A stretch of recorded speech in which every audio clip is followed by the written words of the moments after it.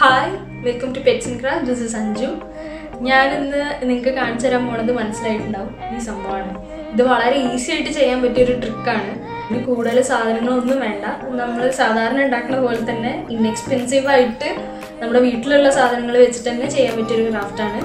നമുക്ക് നോക്കാതെ എങ്ങനെ ചെയ്യണതെന്ന് വീഡിയോ കാണാം. നമ്മുടെ എല്ലാവരുടെയും കയ്യിലുണ്ടാവുമല്ലോ ഇതേപോലത്തെ ബ്രൗൺ കവേഴ്സ്. ഇന്ന് നമ്മൾ ഈ ആർട്ട് വർക്ക് ചെയ്യണത് ഈ ബ്രൗൺ കവർ വെച്ചിട്ടാണ്. അപ്പം ഞാൻ ഈ ബ്രൗൺ കവർ ഫോൾഡ് ചെയ്തതിന് ശേഷം ഇതിലിങ്ങനെ ലീഫിൻ്റെ പടം വരച്ചിട്ടുണ്ട്. ഇനി നമുക്ക് അത് കട്ട് ചെയ്തെടുക്കണം. ഈ 3 ലീഫ് വരച്ചിരിക്കുന്നത് 3 ഡിഫറെൻറ്റ് സൈസിലാണ്. ഇങ്ങനെ ഇപ്പോൾ നമുക്ക് ഇത്രയും ലീഫുകൾ കിട്ടിയിട്ടുണ്ട്. അപ്പോൾ അതിൽ നമുക്ക് ഗ്രീൻ, റെഡ്, യെല്ലോ ഇങ്ങനത്തെ കളേഴ്സ് അതിൻ്റെ ഷെയ്ഡൊക്കെ കൊടുത്തിട്ട് ഒന്ന് പെയിൻറ്റ് ചെയ്യാം.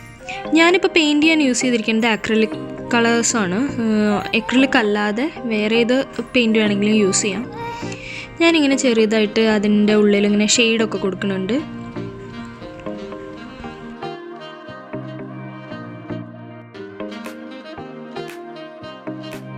ലീഫിന് ഏത് കളറാണോ കൊടുത്തിരിക്കുന്നത് അതിൻ്റെ ലൈറ്റ് കളേഴ്സ് വെച്ചിട്ട് അതിൻ്റെ വെയിൻസ് പോലെ നമുക്കൊന്നിങ്ങനെ വരച്ചു കൊടുക്കാം. കുറച്ചുകൂടി ഭംഗിയുണ്ടാവും.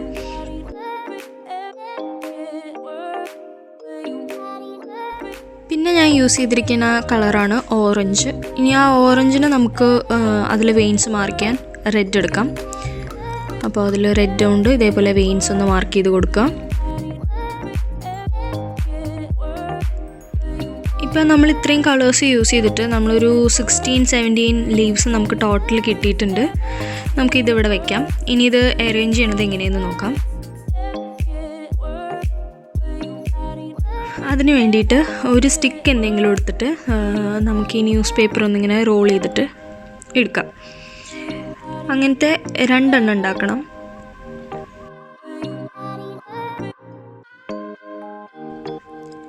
ഇതൊന്ന് ഇതേപോലെ പെയിൻറ്റ് ചെയ്ത് കൊടുക്കുക.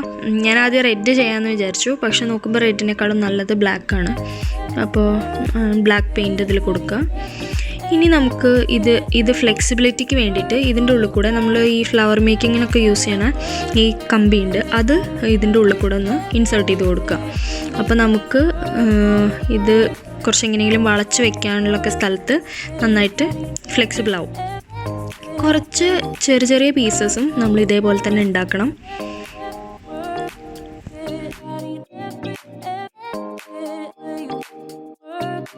ഇനി നമുക്ക് വേണ്ട ഷേപ്പിനനുസരിച്ചിട്ട് ഇത് വളച്ചു കൊടുത്താൽ മതി. ഇത് ഓൾറെഡി ഫ്ലെക്സിബിൾ ആയ കാരണം അതേ ഷേപ്പിൽ തന്നെ നിന്നോളും.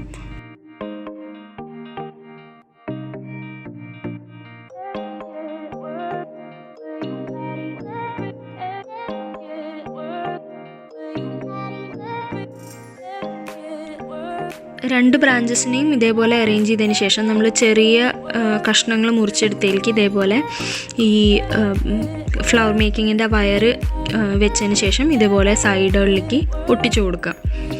ഇനി ഇതിലേക്കാണ് നമ്മൾ ലീഫ് വെക്കുന്നത്. പക്ഷേ ലീഫ് വെക്കുമ്പോൾ ഒരു കാര്യം ശ്രദ്ധിക്കേണ്ടത്, അത് സ്റ്റിക്ക് ചെയ്യണ മെത്തേഡ് ഒന്ന് ശ്രദ്ധിക്കണം. അതായത് ഇപ്പോൾ ഇങ്ങനെ ഒരു ലീഫ് എടുത്തിട്ട് നമ്മളതിൻ്റെ സെൻറ്റർ പോർഷനിൽ നമ്മൾ ആ വെയിൻ വരച്ച പോർഷനിൽ ഒന്ന് പിഞ്ച് ചെയ്ത് കൊടുക്കുക. അപ്പോൾ ഈ ലീഫ് ഒരു 3D എഫക്റ്റ് പോലെ കുറച്ചൊന്ന് ഇങ്ങനെ ഫോൾഡായി നിൽക്കും. അതിനുശേഷം ഇതിൻ്റെ സൈഡിൽ കൂടെയൊക്കെ കുറച്ച് പേൾ കളേഴ്സ് എന്തെങ്കിലും ഒരു ഷൈനിങ്ങിന് അപ്ലൈ ചെയ്ത് കൊടുക്കാം. അതൊക്കെ ഓപ്ഷണലാണ്. ഇപ്പോൾ നമ്മുടെ അടിപൊളിയായിട്ടുള്ള റൂം ഡെക്കോർ റെഡിയായി. ഇത്രയേ ഉള്ളൂ, സിമ്പിളായിട്ട് ഉണ്ടാക്കാം. എല്ലാവരുടെ വീട്ടിലും പേപ്പർ ഉണ്ടാവും. ബ്രൗൺ കവർ ഇല്ലാത്തവർ സാധാ A4 ഷീറ്റും യൂസ് ചെയ്യാം. അപ്പോൾ ഇതെല്ലാവരും വീട്ടിൽ ട്രൈ ചെയ്ത് നോക്കുമെന്ന് വിചാരിക്കുന്നു. അപ്പോൾ നെക്സ്റ്റ് വീഡിയോ ആയിട്ട് നമുക്കിനി വീണ്ടും കാണാം.